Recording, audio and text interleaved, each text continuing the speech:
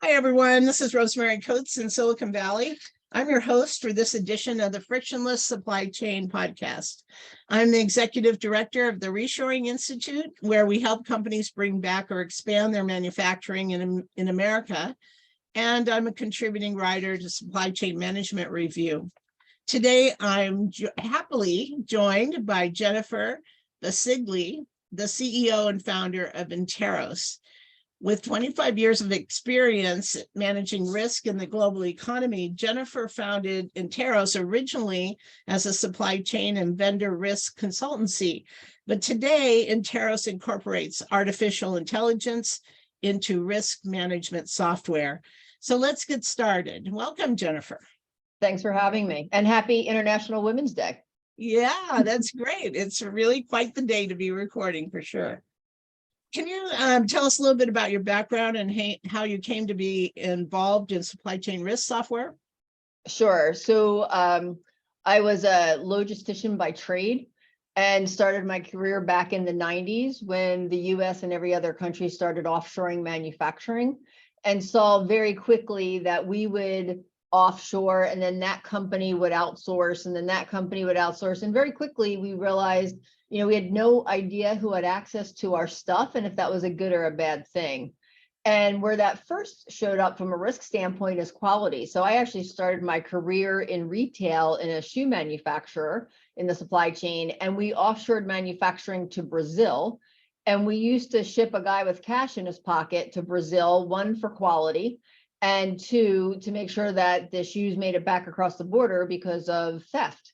And that was called supply chain risk at the time. And think about all of the changes that have happened. I mean, if you think about what China has positioned themselves to do, which I know you're very close to, they've created an entire economy for organizations to outsource to get to skilled labor at different price points to increase profits.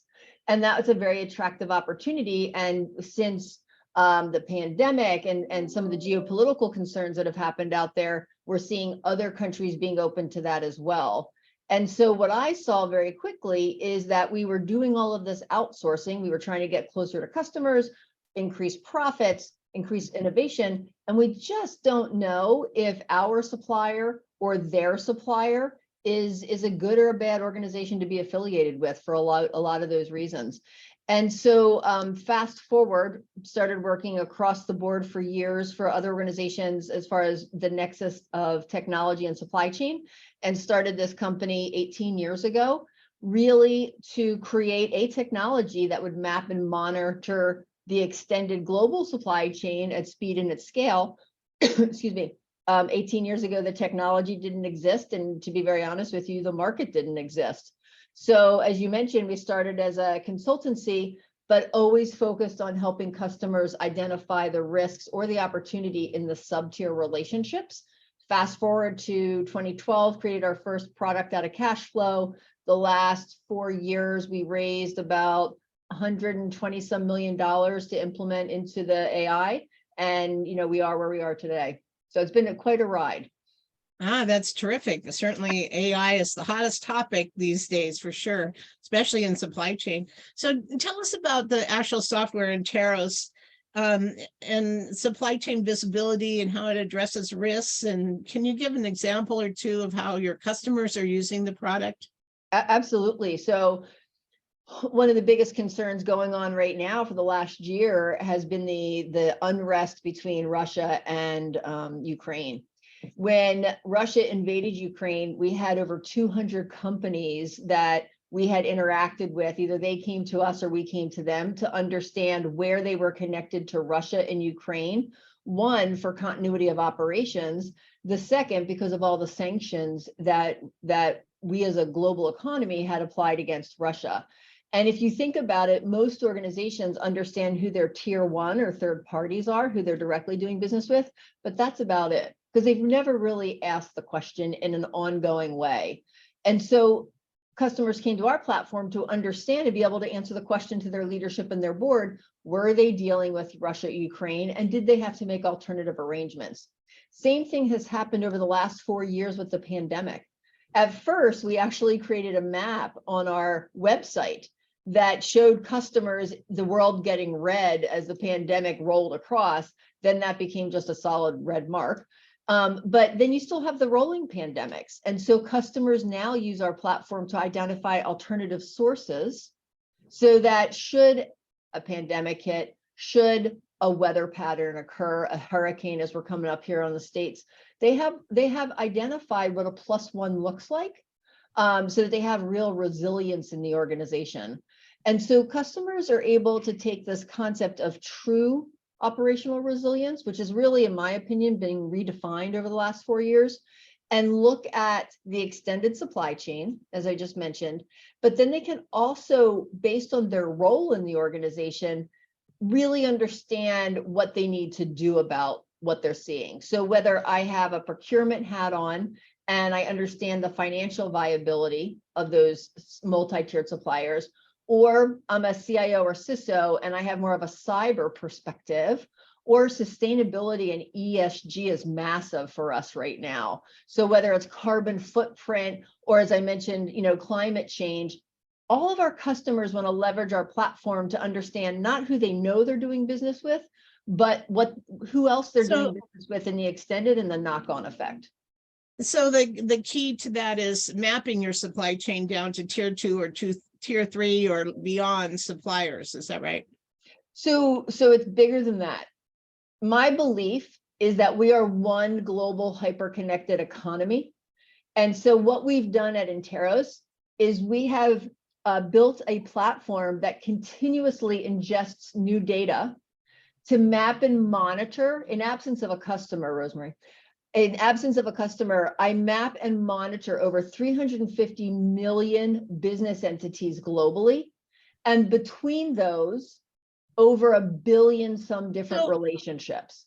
So yeah. So how do you know when one of those entities is having a problem, or there's a pandemic in their area, or so are you also looking at published information about all kinds of things? Yep. So we ingest 4 different types of data. Publicly available, so government websites, news reports, what have you.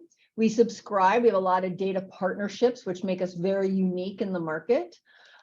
We have customers starting to contribute data to our platform, because your next question should be, how do you know that that supplier is actually providing that product to my finished good? And then the last piece that we're moving towards are unique insights across all 3 of those. And so by mashing that all together, we're able to help customers very elegantly and dynamically see the red dot that they need to get ahead. Gotcha. Yeah, I think this is kind of an evolving trend that I've seen over the years, is that procurement people in particular started out being sort of an administrative role maybe 30, 40 years ago. But in today's environment, they're responsible for understanding their global supply chain all the way down to the raw materials, part of it. So mapping the raw materials all the way through tier 3, tier 2, tier 1 suppliers, so they understand what that looks like and can make decisions about how they're procuring products, or when they put manufacturing at risk because they can't get a product, or what the dependencies are. And that's really an evolution, I think. I mean, we didn't really think about that stuff 40 years ago. It's all kind of brand new. I think I absolutely agree. I think the procurement officer has become the first line of offense or defense, depending on how you look at that, for risk mitigation.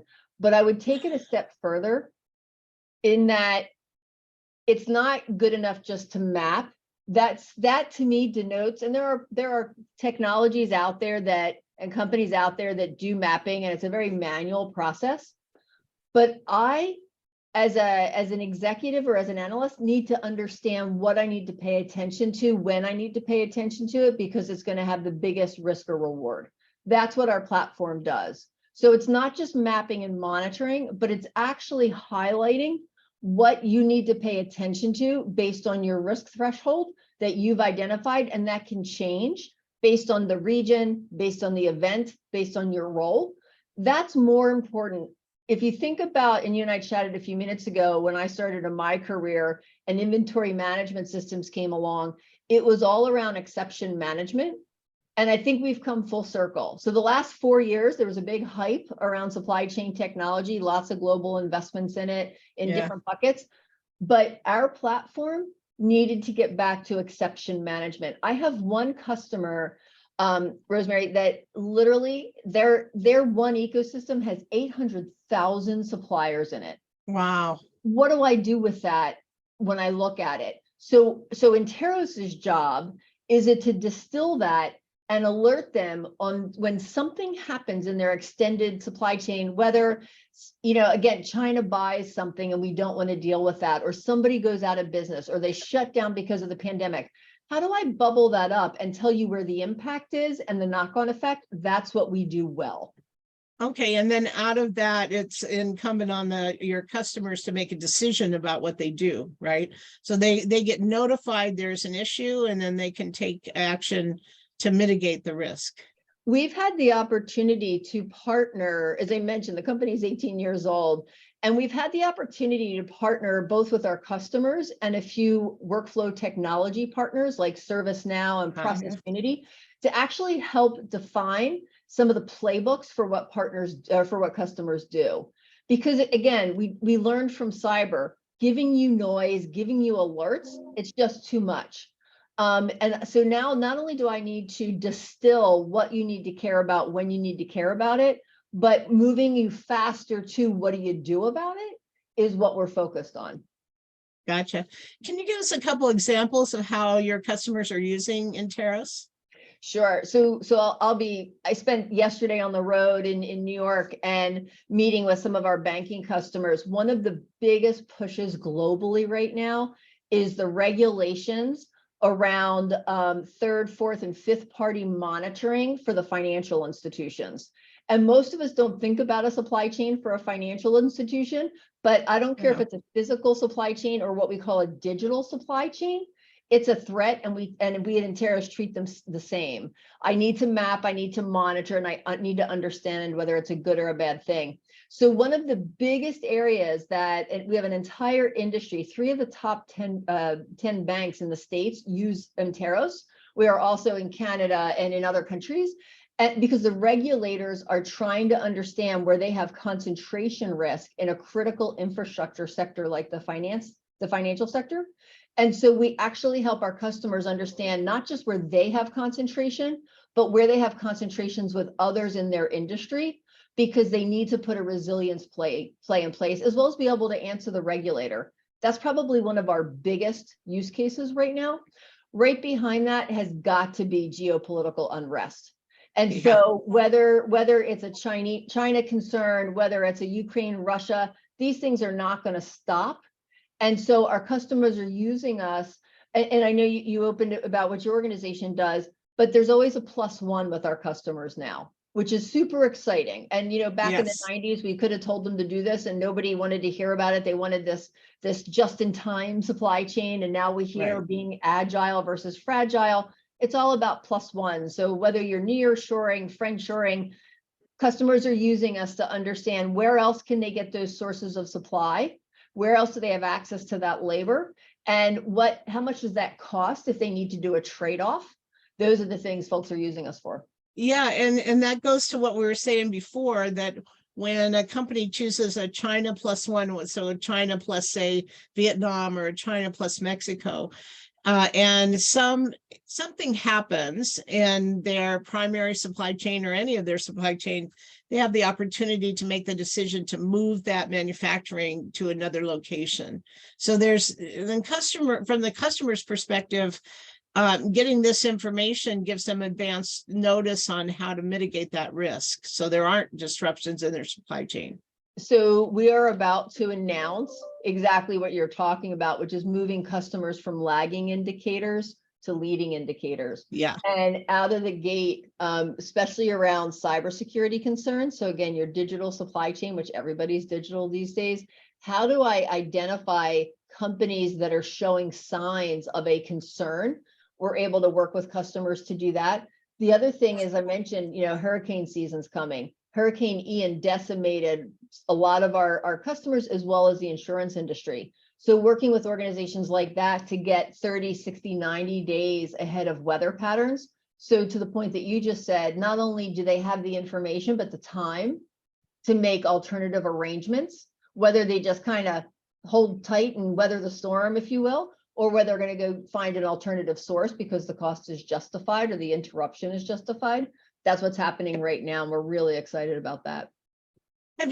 So do you have a customer that's actually had an issue and managed through that issue in terms of risk? I mean, can you give us an example of a customer that actually did this? I mean, you don't have to tell us the name, but just an idea of how they managed that risk when they understood there was something happening in their supply chain. Oh, we have lots of examples. And so, as I mentioned, we're very large in the financial institutions. So we had a bank after SolarWinds that before our platform was at the bank, they used to have to phone call all 3,500 of their tier ones or their third parties to say, Wow. Are you having a problem with SolarWinds? With our platform, in a very quick period of time, they were able to see only 16 of the 3,500 were even connected to SolarWinds.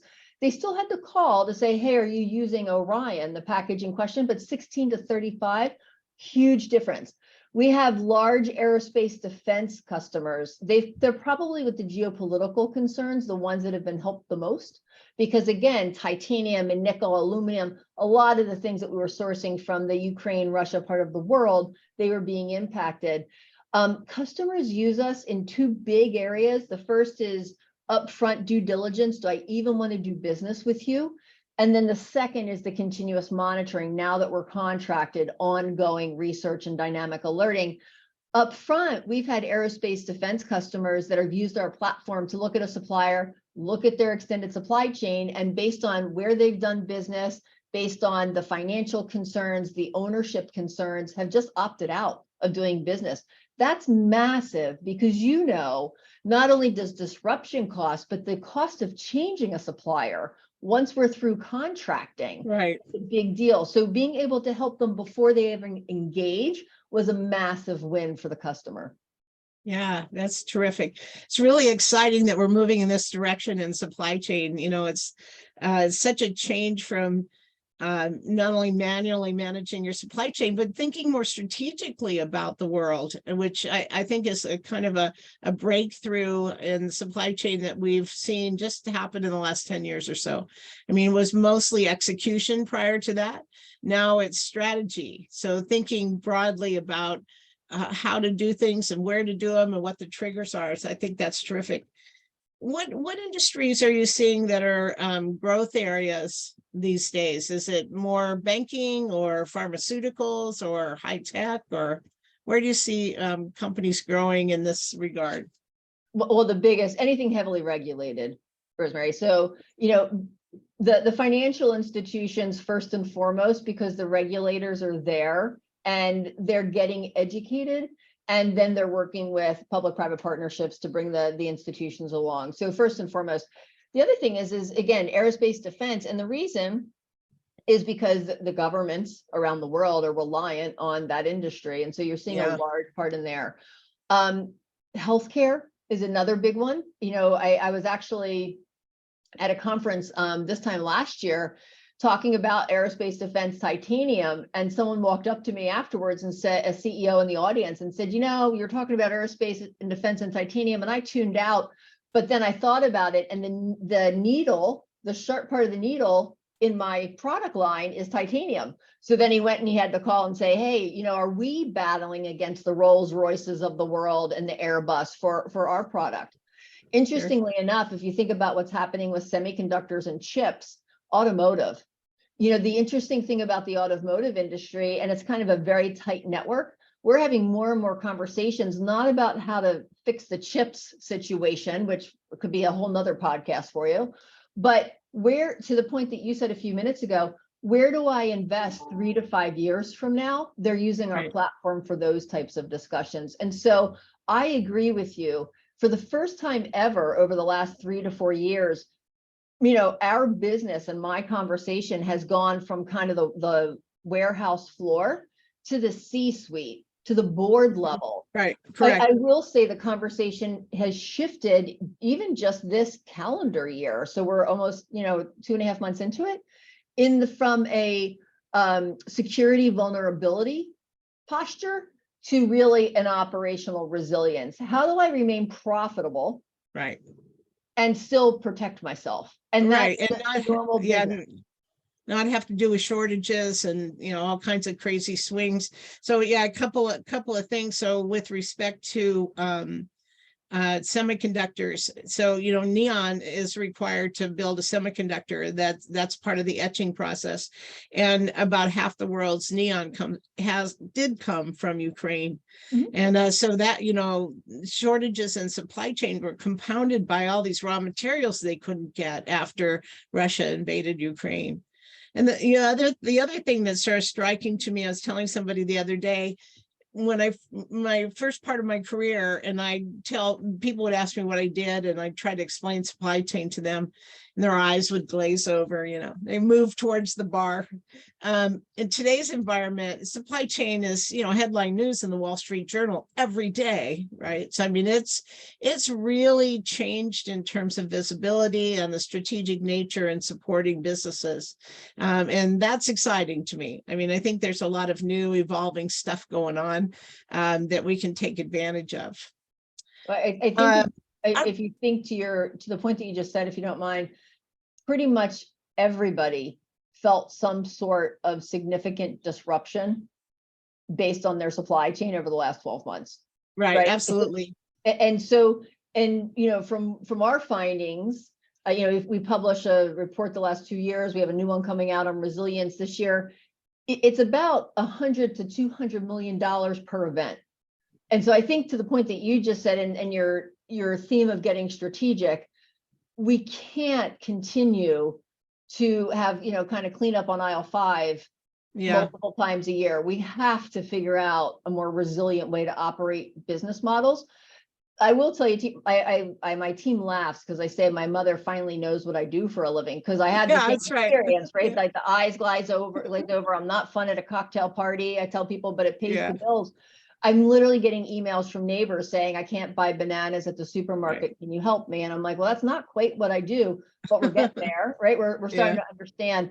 I do think, for me, the most exciting part has been, pick a CEO. Supply chain's one of their top 3 initiatives right now, whether it be from a profitability, from a brand reputation, or from a cost standpoint. Yeah, and it seems like there are all these things popping up. I was talking to a woman a few days ago on my podcast about the new regulations on PFAS, the polyfluorocarbons. So there's all kinds of new stuff coming out, trying to track those polyfluorocarbons in supply chains where they're used. And it's a kind of a parallel track with supply chain and ESG. So actually sustainability and so forth. The polyfluorocarbons are stuff that are used in all kinds of home products, waterproof makeup, Teflon,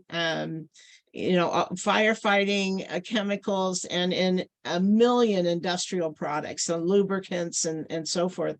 And with new regulations and lots of chemical producers dropping out of the marketplace, it's going to be a big risk going forward in the next few years. Before we close, though, Jennifer, I also want to spend some time talking about your involvement with WIP, Women Impacting Public Policy. Can you tell us a little bit about this organization? I think it's fascinating and something we should all know about. Yep. So Women Impacting Public Policy was actually, their opening day was the day before 9/11.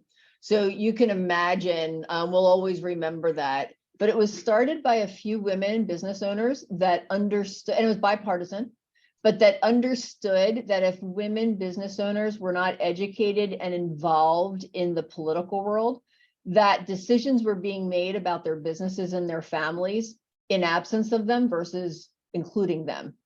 And so, so that's what they stand for. They stood for it back in 2001. They stand for that today. And probably the most significant achievement of the organization was that they rallied 20 some different women's organizations across the US to have somewhere around 5,000 women business owners with a collective voice to get the women set aside passed. And so the way the US federal government and a couple other governments, not en masse, believe it or not, but the way the US federal government works is that they have socioeconomic set asides to help some of the minority businesses get access to government contracts. And WIP helped pass the law that gave women 5% of annual contracted awards every year. And I'm a big fan as a women business owner. I'd rather you gave me a contract than money, because money is finite. A contract allows me to build, to replicate, to hire, create jobs, provide healthcare, what have you. And that's what WIP's about from the beginning and is still today. It's a wonderful organization. So it's got a magnifier effect.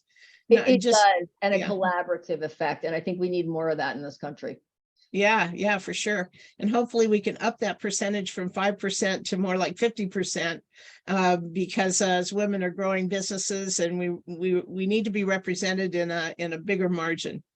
Well, I'll offer to you that, it's a step in to get rid of some barriers. I think that what gets me up every day, honestly, Rosemary, is the competition of it all. And so, but everybody can use a starter. And I think that's the idea of the socioeconomic set asides. It's a great way to get started to support the government, which is a wonderful customer. Yeah, terrific. Well, thank you so much for joining us today, Jennifer. It was so interesting to talk to you. Can you please give us your contact information or how people get in touch with Interos? Sure. So our website actually has a little bot. You can fill out an inquiry. It's interos.ai. So interos.ai. And all those requests come right through us, and we'd love to hear from you. And of course, I'm on LinkedIn as well. Terrific. And you can listen to more Frictionless Supply Chain podcasts posted on Supply Chain Management Review's landing page, iTunes, Google Podcasts, Spotify, or wherever you get your podcasts. And you can reach me, Rosemary Coates, at rcoates, RCOATES, at reshoringinstitute.org, and visit our website, www.reshoringinstitute.org, where we publish all of our research on manufacturing in America. Thanks, everybody, and have a great day.